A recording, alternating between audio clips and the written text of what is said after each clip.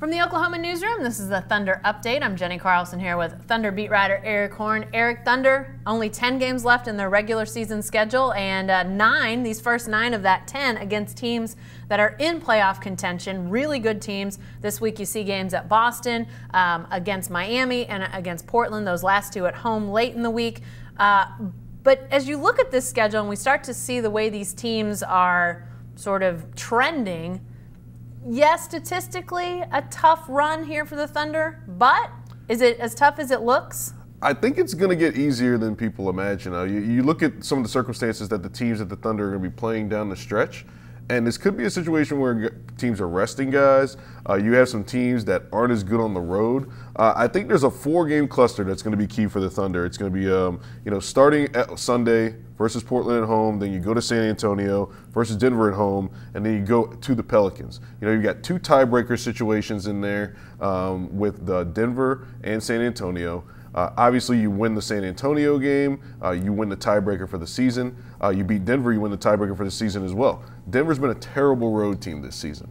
Portland, we know about Portland. That could be a big boost for the Thunder, not only in terms of the standings, but in terms of their morale as well. And then going to New Orleans, that's another team that's in the thick of that playoff race for the 4 through 8 seed. Right. So that's a 4-game cluster that's critical. 2 things that's advantageous in the Thunder's favor going down the stretch.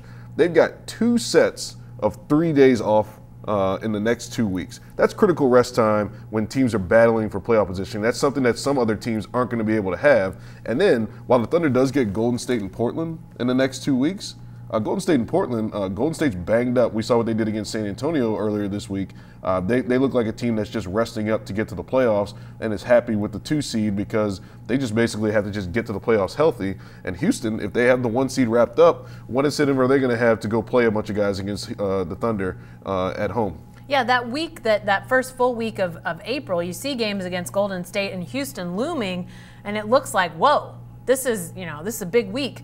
But in reality, where those teams are, they're not going to be playing for nearly as high a stakes as that week before with all those contenders. That could be really key. And the Thunder gets a chance to maybe get a little running start towards them with these games this week. Obviously, nothing's easy. I know that. But they could get a little momentum continuing to build towards those games. Considering how difficult this schedule is on paper, I don't think he could have laid out as well under the circumstances for the Thunder. I mean, it's really an ideal way to go into these games.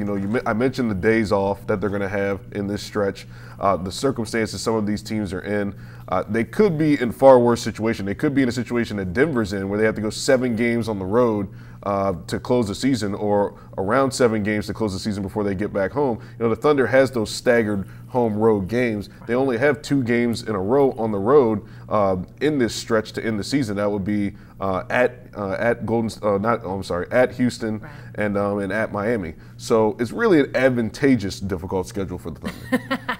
And lastly, as you look at the way this team is playing, we knew that this was going to be a tough stretch, but at least there's some momentum going for this team. They're playing some of their best basketball. I know we've seen this happen before and then slides occur, but it seems like they're sort of figuring out where they need to be for this stretch run down the last games of the regular season here. Yeah, they seem focused. Corey Brewer obviously has been a jolt of energy in the games that he's been with the Thunder. The pace is up. They're getting more possessions per game thanks to Corey Brewer. The defense is up. They're turning teams over the way they were when they had Andre Robertson at his peak at a league-high level. So it's a good sign for the Thunder coming into these last couple weeks. All right, lots more basketball left to see where the Thunder finishes out this season for playoff purposes. We'll continue to follow this and everything related to the Thunder, so be sure to stay with the best coverage team anywhere at newsok.com and every day in the Oklahoman.